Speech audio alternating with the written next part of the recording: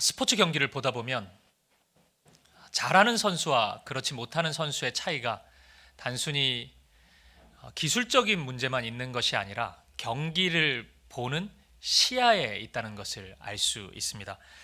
축구를 예로 들면 이 동네 축구 하러 가잖아요. 그러면 공을 중심으로 사람들이 다 모여 있습니다. 그래서 공이 가는 곳마다 막 사람들이 우르르 따라다녀요. 그런데 선수들이 하는 축구 경기를 보면 공과 관계없이 선수들이 대부분 움직입니다. 빈 공간을 찾아다니고 공격을 할 때 공 주변으로 막 한쪽으로만 공격하는 게 아니라 크게 공을 넘겨서 공격의 그 방향을 전환시키기도 하고, 그러니까 시야에 따라서 경기의 수준이 굉장히 달라진다는 것을 확인할 수 있습니다. 우리 얼마 전에 그 월드컵 경기를 봤잖아요. 예선 3차전 포르투갈 경기. 손흥민 선수가 막 공을 몰고 질주하잖아요. 이 포르투갈 선수들이 막 그 공 주변으로 모이죠. 그때 손흥민 선수가 기가 막힌 스루 패스를 이렇게 찔러주지 않습니까? 황희찬 선수가 달려오는 것을 보고, 만약에 시야가 좀 이렇게 넓게 보는 선수가 아니었다면 공 중심으로 막 정신을 못 차렸겠죠.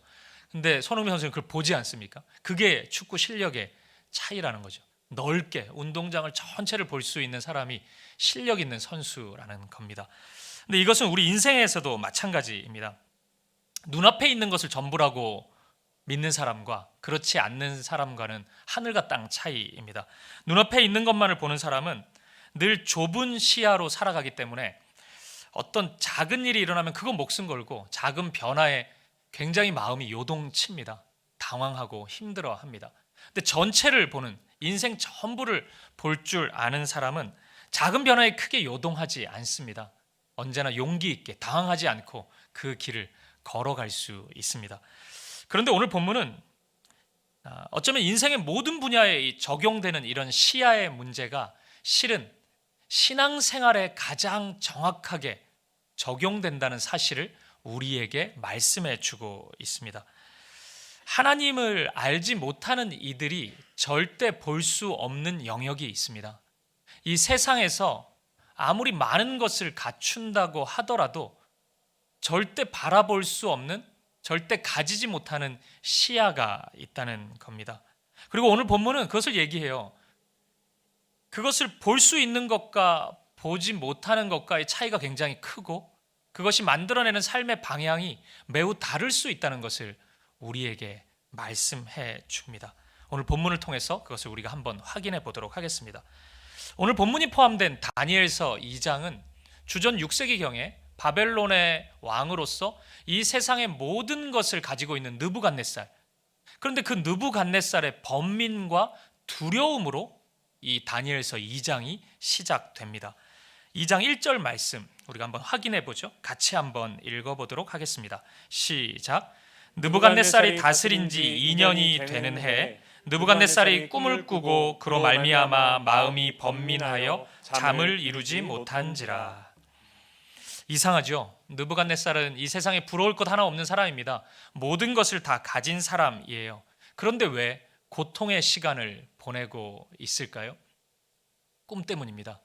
꿈을 하나 꿨는데 그 꿈의 내용이 도무지 무슨 내용인지 알 수가 없어서 이렇게 번민하고 고통받고 있는 겁니다.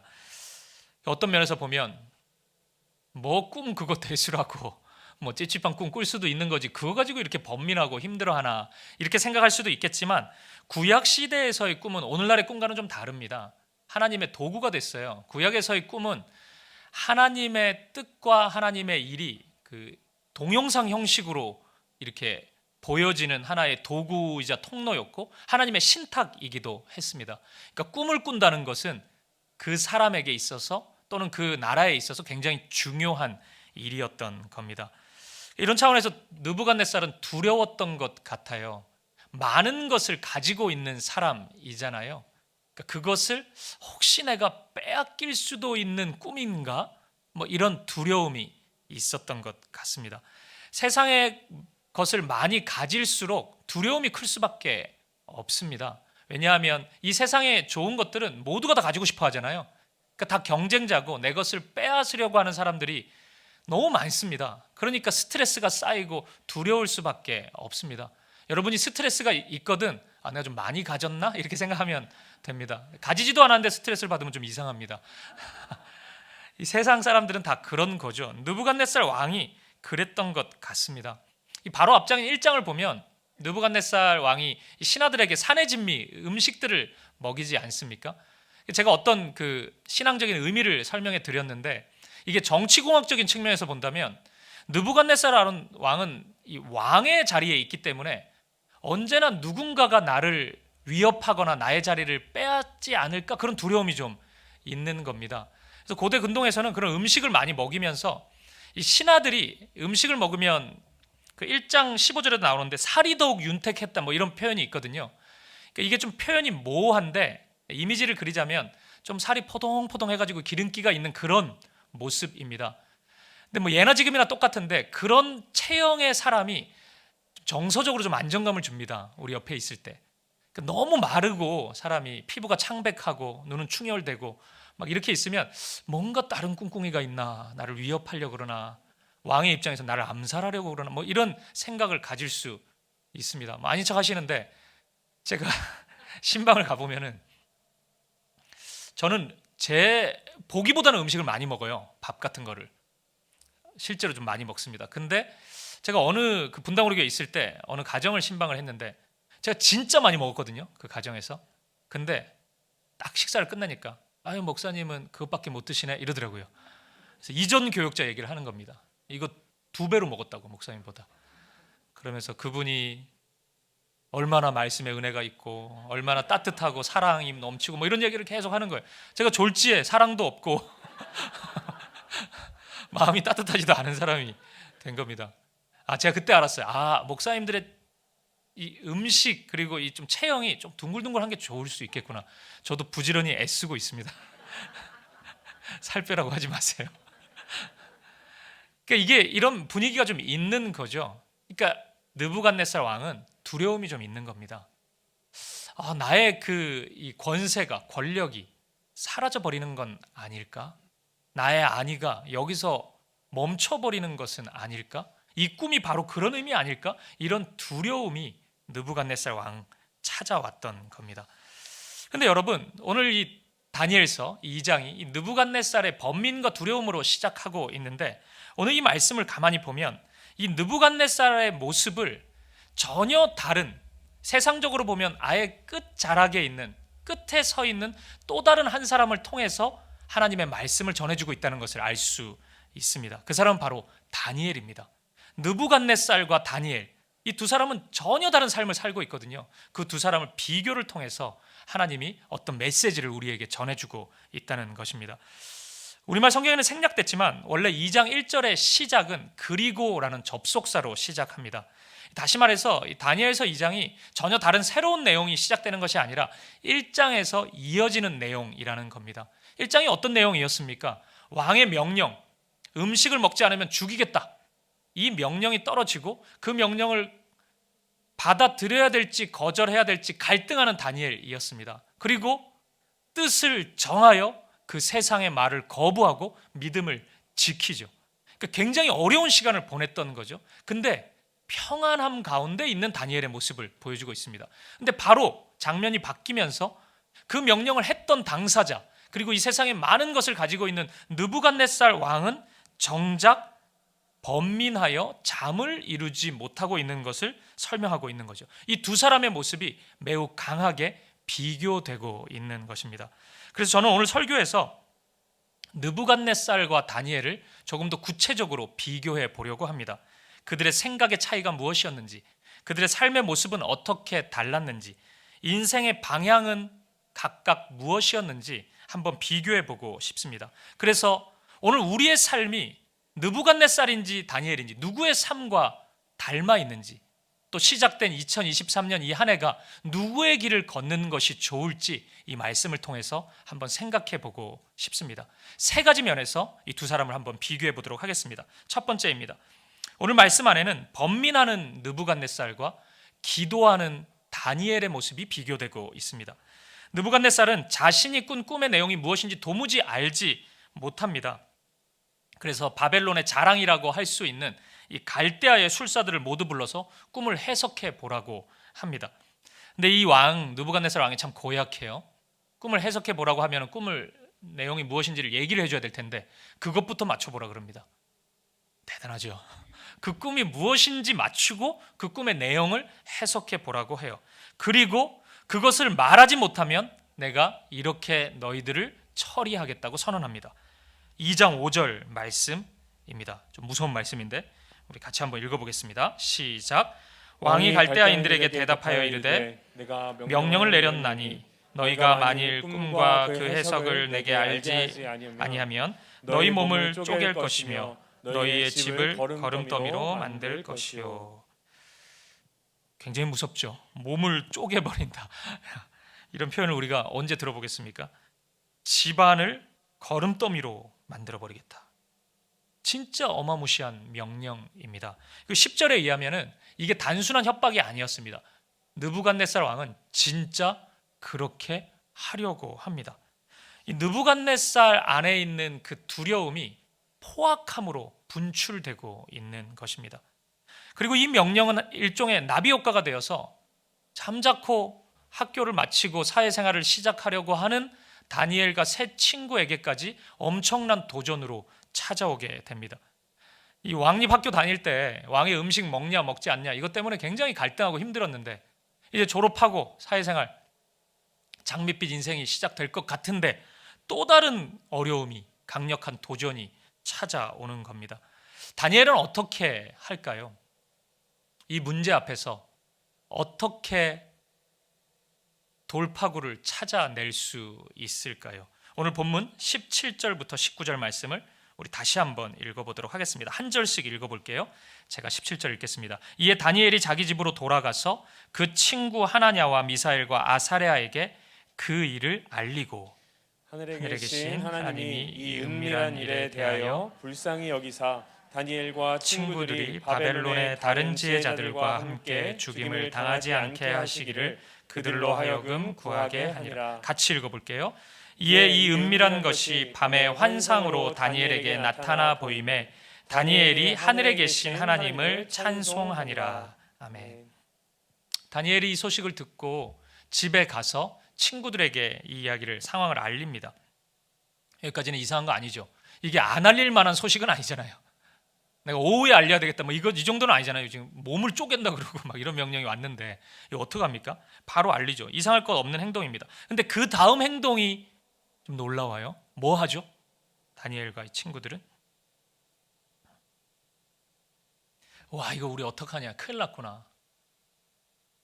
우리가 방법을 찾아보자. 뭐 일을 합니까? 아니면 원망합니까? 하나님이 학교 다닐 때도 이런 어려움을 주시더니 사회생활 시작하자마자 또 이런 환난과 역경이 찾아오고 이 뭡니까 하나님? 이렇게 짜증내고 원망합니까? 그런 거 안 합니다. 이 다니엘과 친구들은 기도합니다. 생각해 보세요. 위기의 순간에 기도하는 거 뭐 이렇게 우리는 공식처럼 가지고 있지만 지금 다니엘의 환경이 기도하기 썩 괜찮은 환경은 아닙니다. 지금 목숨이 왔다 갔다 하고 있기 때문에 이때 하나님께 집중을 한다는 것이 굉장히 어려워요. 우리 어떻게 살 수 있지? 여기서 죽으면 안 되는데 이제 힘겹게 공부 끝냈는데 여기서 어떻게 우리의 삶이 끝날 수 있냐? 살 길이 없을까? 뭐 근위대장 아리옥 계속 나오는데 아리옥 라인 한번 타볼까? 부탁해볼까? 아리옥이 좋게 보지 않았을까? 우리를 뭐 이런 식의 얘기들이 오고 갈만 하지 않습니까? 별의별 생각이 다 들었을 거예요. 그리고 대체적으로 사람은 생각이 복잡하면 기도가 잘 되지 않습니다. 단순해야 기도를 할 수 있거든요. 근데 다니엘과 이 세 친구는 기도했단 말입니다. 여기서 아주 진심 어린 기도를 드립니다. 어떻게 해서 이 친구들은, 이 청년들은 기도할 수 있었을까요? 28절 말씀을 보십시오. 오직 은밀한 것을 나타내실 이는 하늘에 계신 하나님이시라. 오직 은밀한 것을 나타내실 이는 하늘에 계신 하나님이시라. 이 친구들이 기도할 수 있었던 이유는 나의 힘과 나의 능력, 나의 재능을 의지하지 않았기 때문입니다. 그랬으면 방법을 찾았겠죠. 오직 하나님의 힘과 능력을 의지하고 신뢰했기 때문에 기도할 수 있었어요. 다니엘은 지금 일어난 이 모든 일의 주도권이 느부갓네살에게 있다고 믿지 않았습니다. 느부갓네살의 명령이고 느부갓네살에 의해서 일어난 것처럼 보이는데 느부갓네살에게 주도권이 있다고 믿지 않고 오직 하나님께 주도권이 있다고 다니엘은 믿었어요. 지난 송구영신 예배 때 말씀 전하면서 이제 제가 1월부터 다니엘서를 나눌 거라고 하면서 짧게 다니엘서의 이야기를 드린 적이 있습니다. 이 다니엘서의 시작이 매우 독특하다고 제가 말씀을 드렸어요. 1장 2절 말씀 우리 한번 보세요. 주께서 유다 왕 여호야김과 하나님의 전 그릇 얼마를 그의 손에 넘기심에 그가 그것을 가지고 신할 땅 자기 신들의 신전에 가져다가 그 신들의 보물 창고에 두었더라. 다니엘서의 시작은 이스라엘이 망해서 바벨론의 포로 생활을 하고 있는 이야기입니다. 근데 그 삶의 현실을 해석을 해주고 있어요. 다른 이유를 찾지 말고 이 이유다라고 해석을 먼저 해주고 있어요. 주께서 그의 손에 넘기셨다. 이 모든 일 가운데 이스라엘은 지금 고통과 고난, 어려움의 현실이잖아요. 그 중심에 하나님이 계신다. 이것을 다니엘서는 먼저 선언해주고 있다는 것입니다. 여러분, 고통의 시간에 하나님이 함께 하신다, 하나님이 계신다, 이 이야기를 듣고 나면 우리에게는 두 가지 반응이 나타나요. 첫 번째는 짜증과 원망입니다. 아니, 하나님이 계신데 이 일이 왜 일어나요? 하나님이 계시는데 왜 고통을 받냐고요, 우리가? 왜 고난을 당해야 되냐고요? 이런 원망, 짜증, 이런 것들이 우리 안에 쏟아져 나올 수밖에 없습니다. 근데 또 다른 반응도 있어요. 감사의 반응, 위로의 반응이 나올 수 있습니다. 하나님이 함께 하시는구나. 지금 이 고통의 시간에도 하나님이 나와 함께 하시는구나. 그것으로 인해서 위로받고 감사하는 반응이 나올 수 있습니다. 다니엘은 후자였던 것 같습니다. 물론 다니엘도 궁금했을 겁니다. 왜 이런 일이 벌어졌는지, 왜 우리 민족에게 이 일이 벌어졌는지, 왜 나에게, 우리에게 이런 고통의 시간이 찾아왔는지 궁금했을 겁니다. 찾았을 거고 하나님께 구했을 겁니다. 그런데 하나님은 지금은 말씀해 주시지 않습니다. 물론 말해줘도, 말씀해 주셔도 다니엘이 이해할 수는 없는 상황이긴 합니다. 그게 인간의 한계이기도 하고요. 그런데 다니엘은 그건 모르지만 분명한 사실 한 가지를 알고 있는 거예요. 하나님이 이 자리에 함께 하시는구나. 그리고 그 사실이 내가 지금 이유를 알지 못하는 그 두려움보다 훨씬 크게 위로로 다가왔던 겁니다. 하나님이 함께 하시기 때문에 감사할 수 있었던 겁니다. 그래서 다니엘은 기도할 수 있는 겁니다. 이 순간에 무릎을 꿇고 하나님의 이름을 찾을 수 있는 겁니다. 하나님이 함께 하시기 때문입니다. 본문 19절 이하의 말씀을 보면 다니엘은 밤에 기도해요. 그래서 더 이상 밤의 시간이 번민과 두려움의 시간이 되지 않습니다. 23절을 보면 이 밤의 시간에 기도하면서 감사와 찬양을 고백하고 있습니다. 다니엘에게 밤의 시간은 그런 시간이 되었습니다. 왜요? 하나님이 다니엘과 함께 하셨기 때문입니다. 하지만 느부갓네살에게 있어서 밤은 전혀 다른 시간입니다. 똑같은 밤의 시간을 보내요. 근데 느부갓네살은 번민하고 두려워하고 있습니다. 다니엘은 평안에 이르고 감사하고 찬양하며 기도하고 있죠. 세상적으로 볼 때 이 두 사람의 현실은 느부갓네살이 훨씬 더 편안한 삶입니다. 세상에 많은 것을 가지고 있습니다. 다니엘이 아무리 왕립학교에 뽑혔다 하더라도 포로 신세입니다. 오늘날에도 인종차별이 있는데 고대 근동의 이 시대 그거 없었겠습니까? 온갖 차별을 다 당했을 겁니다. 여전히 그 신분은 주홍 글씨처럼 따라다녔을 겁니다. 포로입니다. 어떻게 평안한 밤을, 편안한 잠자리를 가질 수 있었겠어요? 느부갓네살은 다 가지고 있잖아요. 하인들이, 신하들이 편한 잠자리를 가질 수 있도록 온갖 좋은 것들을 다 제공해 주었을 겁니다. 느부갓네살의 침대는 가구가 아니라 과학이었습니다. 편안하게. 그런데 느부갓네살은 번민에 사로잡혀 있습니다. 이상하죠? 하나님이 함께 하시지 않으면 그런 삶을, 그런 어두운 길을 걸어갈 수밖에 없는 것입니다. 사랑하는 여러분, 오늘 우리의 밤은 어떻습니까? 여러분의 밤은 어떻습니까? 평안한 밤입니까? 아니면 번민과 불안과 두려움의 밤을 보내고 있으십니까? 하나님이 함께 하시지 않으면 그 불안함을 이길 수 없음을 꼭 기억하십시오. 지금 편안하다 할지라도 곧 그 밤은 찾아오게 됩니다. 느부갓네살이 이상하고 독특한 인생이기 때문에 번민하고 두려워하는 것이 아닙니다. 하나님이 없는 인생은 누구나 이런 밤을, 번민과 두려움의 밤을 맞이할 수밖에 없습니다. 만약 오늘 우리에게서 하나님이 함께 하신다는 그 확신, 그 은혜, 그 믿음이 사라진다면, 오늘 우리에게서 기도라는 아름다운 선물이 사라져 버린다면, 오늘 우리도 느부갓네살과 같은 밤을 맞이할 수밖에 없습니다. 사랑하는 여러분, 오늘 여러분 가운데 번민과 두려움의 시간을 맞이한 분이 있을 겁니다. 이 세상을 살아가는 동안은 그러한 시간들이 결국에는 찾아오기 마련입니다. 제가 여러분의 마음을 꿰뚫어 보기 때문에 아는 것이 아닙니다. 저나 여러분이나 그런 시간이 찾아옵니다. 여러분, 너무 두려워하지 마십시오. 너무 번민하지도 마십시오. 괜찮을 겁니다. 다 무너진 것처럼 보인다 할지라도 괜찮을 겁니다. 왜냐하면 하나님이 함께 하시기 때문입니다. 그러니 기도해 보십시오. 무릎을 꿇고 하나님의 이름을 찾아보십시오.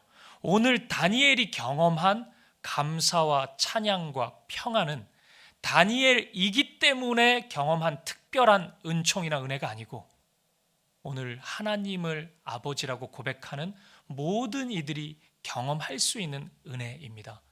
기도하고 감사와 찬양과 평안을 경험할 수 있는 저와 여러분의 삶이 되시기를 간절히 소망합니다. 두 번째 비교 확인해 보겠습니다. 두 번째는 하나님을 주인으로 모시는 다니엘과 끝까지 하나님을 주인으로 모시지 않는 느부갓네살의 비교입니다.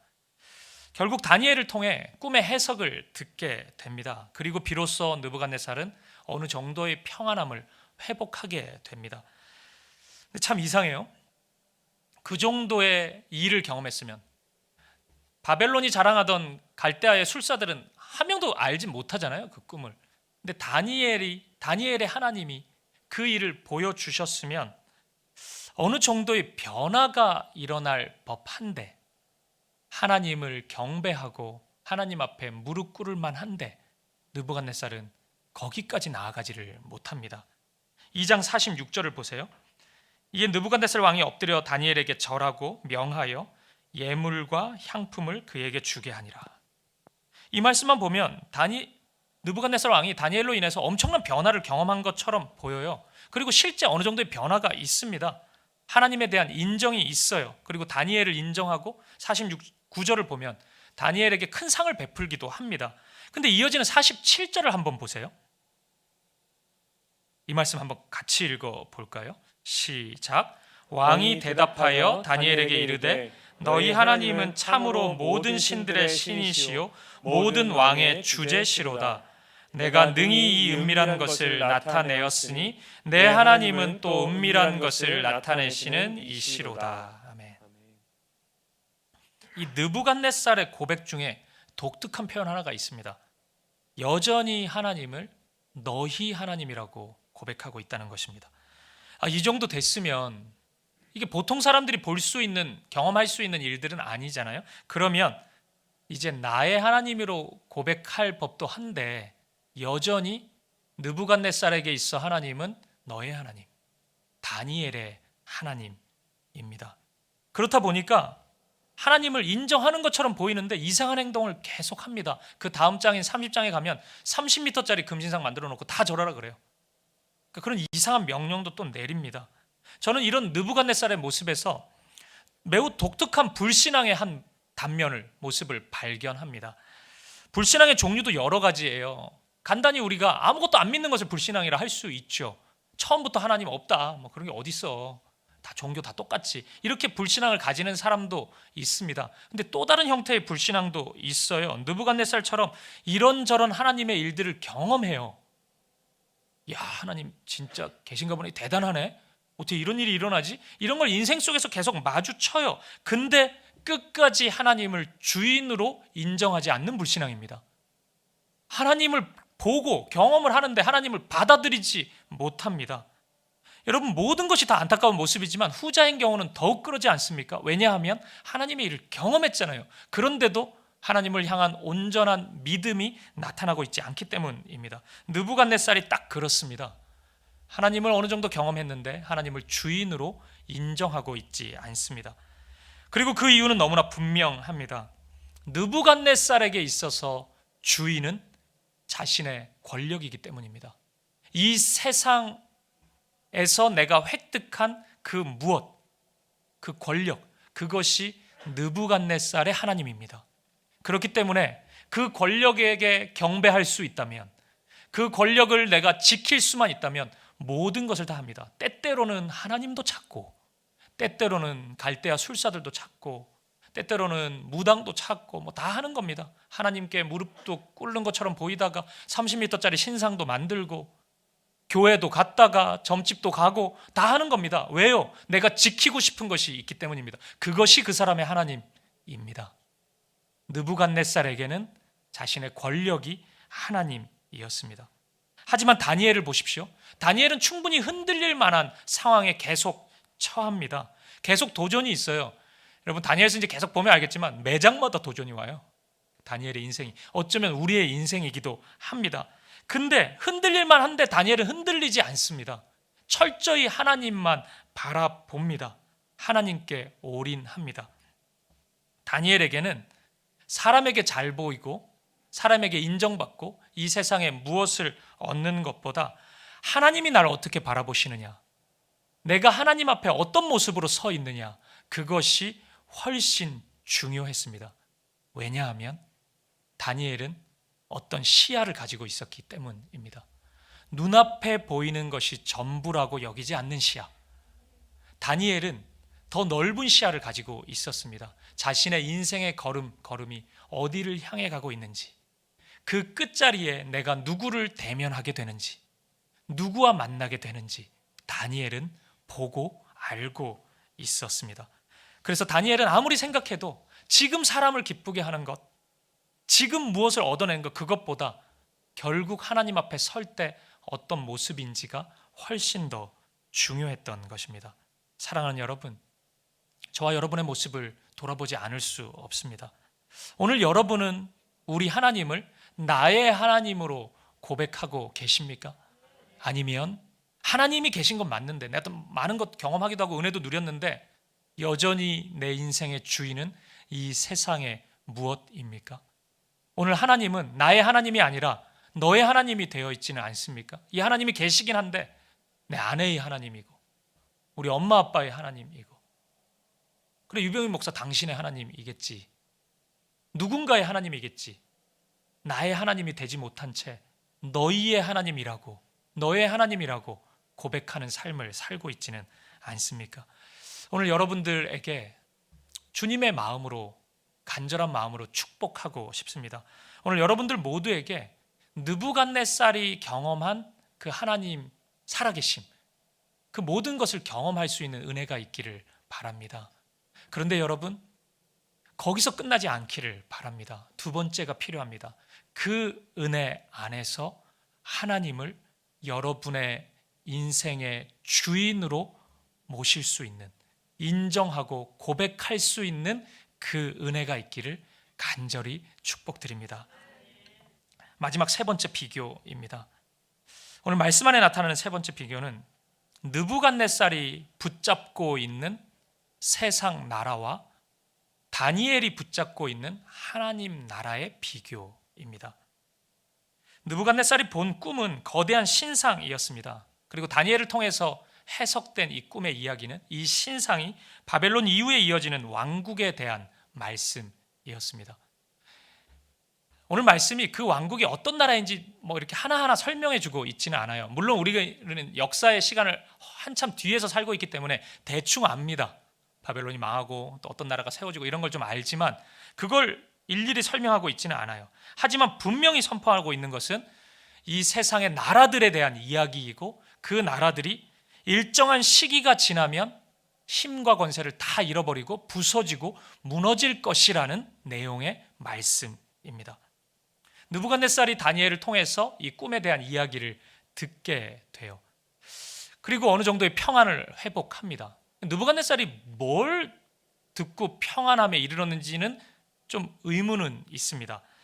정확히 꿈을 해석해 주었기 때문인지 다른 사람 다 모르는데 다니엘만큼 맞추고 얘기를 해줘서 그것 때문에 위로가 되었던 건지, 아니면 2장 39절 말씀해 보면 그 뒤에 나라들이 나보다도 왕보다도 못하다라는 표현이 나오거든요. 와, 나보다 못한 나라들이 이제 세워지는구나. 그것 때문에 그냥 기분이 좋았던 건지, 또 그게 아니면 어쩌면 이 꿈이 내가 가지고 있는 것이 한순간에 사라질 수도 있다는 그 두려움의 꿈이라고 생각했는데 그건 아니네.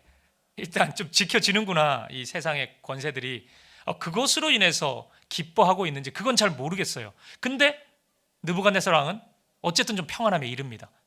근데 진짜 느부갓네살이 다니엘을 통해서 들어야 될 것을 이 왕은, 느부갓네살은 듣지 못합니다.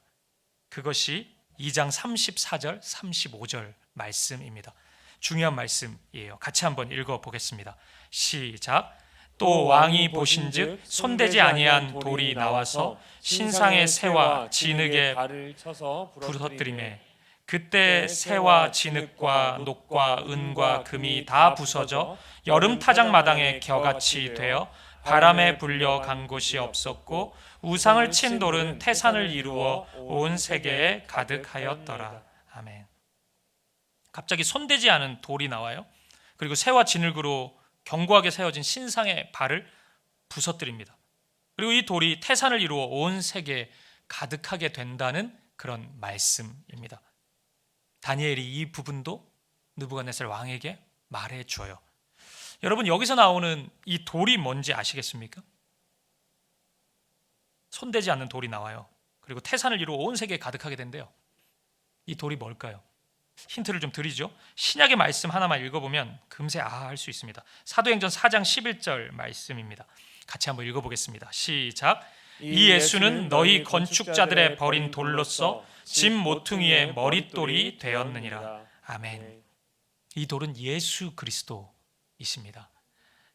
예수님이 하나의 돌이 되어서 이 세상의 모든 나라들을 무너뜨리신다는 그 말씀을 다니엘이 하고 있습니다. 그리고 그 돌이 하나의 모퉁이 돌이 되어서 영원한 하나님 나라를 세울 것이라는 말씀입니다. 다니엘이 어디까지 이해했는지는 모르겠어요. 오늘 우리처럼 다 이해하지는 못했을 것 같아요. 하지만 다니엘은 그것을 보았고 들었습니다.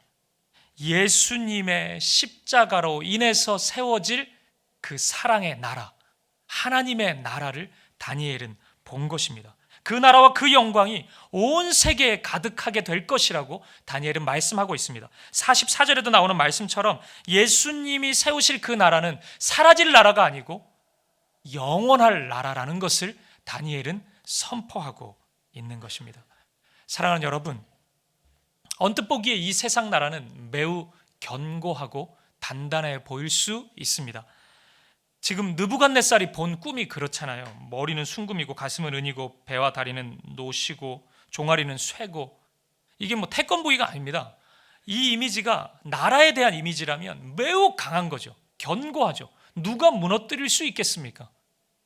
누가 이 세상 나라의 권세를 빼앗고 무너뜨릴 수 있겠냐고요. 특히나 우리가 삶을 살아갈 때 이 세상의 질서가 매우 강력한 힘으로 또 명령으로 우리에게 다가오기 시작하면 우리는 그 앞에 무릎을 꿇을 수밖에 없습니다. 그래서겠죠. 이 세상을 살아가는 모든 이들이 굴복합니다. 어쩔 수 없다고 이야기합니다. 목사님 몰라서 그런데. 그럴 수밖에 없습니다. 이렇게 살아갈 수밖에 없어요. 그렇게 다 무릎 꿇습니다. 느부갓네살처럼 이 세상의 것을 얻을 수만 있다면 번민의 밤과 두려움의 밤을 맞이합니다. 이 세상을 향해서 자신의 영혼과 자신의 삶을 다 바치기까지 합니다. 이것이 우리가 살아가고 있는 이 세상 나라입니다. 하지만 여러분, 오늘 다니엘서는 우리에게 분명히 말씀하고 있습니다. 사라질 그 나라 말고 영원한 나라가 우리 가운데 있다고 말씀해 주고 있습니다. 사랑하는 여러분, 만약 오늘 이 다니엘의 말씀이 저와 여러분을 향한 말씀이라면 오늘 우리가 붙잡고 우리가 꿈꿔야 할 나라는 어디에 있겠습니까? 이 세상 나라입니까? 화려해 보이고 견고해 보이는 이 세상 나라입니까? 아닙니다. 그 나라는 분명히 무너질 것이라고 말씀하고 있습니다. 당장 보기에 왜소해 보이지만 이 나라의 출발인 십자가가 그랬잖아요. 실패한 것처럼 보이고 미련해 보이고, 뭔 하나님이 저렇게 힘없이 십자가에 달려 죽어? 이런 소리 누구라도 하지 않았겠습니까? 하지만 힘없어 보이고 실패한 것처럼 보이지만 영원한 그 나라, 하나님 나라를 붙잡고 그 길을 걸어가시겠습니까? 여러분, 느부갓네살과 다니엘의 차이는 너무나 분명해졌습니다. 이 극과 극의 삶의 자리에서 보여주는 반응, 그 이유가 너무나 분명합니다. 그들의 차이는 세상 나라가 전부인 줄 알고 따라가는 사람과 하나님 나라를 그 마음에 품고 하나님 나라를 소망하며 그 길을 걸어가는 사람의 차이인 것입니다. 사랑하는 여러분, 저와 여러분 모두가 다니엘처럼 영원한 하나님 나라를 붙잡고 그 길을 소망하면서 걸어갈 수 있기를 간절히 축복합니다. 말씀을 마무리하겠습니다. 사랑하는 여러분, 오늘 느부갓네살처럼 번민과 두려움의 밤을 보내고 있는 분들이 있습니까? 그 밤이 찾아왔는데 밤마다 식은땀을 흘리고 있습니다. 너무 두렵습니다. 너무 무섭습니다. 이렇게 고백하는 분이 있습니까? 여러분, 우리가 언제까지 그 두려운 밤을 계속해서 맞이해야 합니까? 세상 나라에 목숨 거는 것, 이것은 결코 아름다운 지혜가 아닙니다. 여러분, 이것을 오해하지 마십시오. 이 세상의 무엇들이 필요 없다는 얘기가 아닙니다. 이 세상의 삶을 살아갈 때 우리는 여기서 부름을 받았기 때문에 이 세상에 많은 것들이 필요합니다. 하지만 그것은 도구일 뿐, 또는 하나님의 부분적인 축복일 뿐, 그것이 우리의 목표이자 전부는 아닙니다. 왜냐하면 그 모든 것들은 다 사라질 것이기 때문입니다. 우리가 그토록 추구하고 있는 돈도, 명예도, 권력도 다 사라지고 맙니다. 어느 일정 시점이 되면 사라지는 것이 아니라 그것이 예고 없이 우리에게 찾아올 수 있습니다. 영원하지 않습니다. 느부갓네살은 이 세상의 모든 것을 가졌습니다. 하지만 밤마다 형벌을 당하고 있습니다. 번민과 두려움의 형벌입니다. 하지만 다니엘을 보십시오. 포로 신세이지만 그의 밤은 전혀 다른 밤입니다. 하나님과 함께하는 시간, 하나님과 교제하는 시간, 하나님께 기도하는 시간, 하나님으로부터 부어지는 그 은혜에 대해서 감사하고 찬양하는 시간이었습니다. 여러분의 밤, 우리의 밤은 안녕합니까? 오늘 2023년 이 한 해 우리는 어떤 밤의 시간을 보내야 되겠습니까? 이 세상의 모든 사람들은 느부갓네살과 같은 인생의 길을 걸어가고 있습니다. 그리고 번민, 두려움이 찾아올 때마다 우리에게 질문하고 있습니다.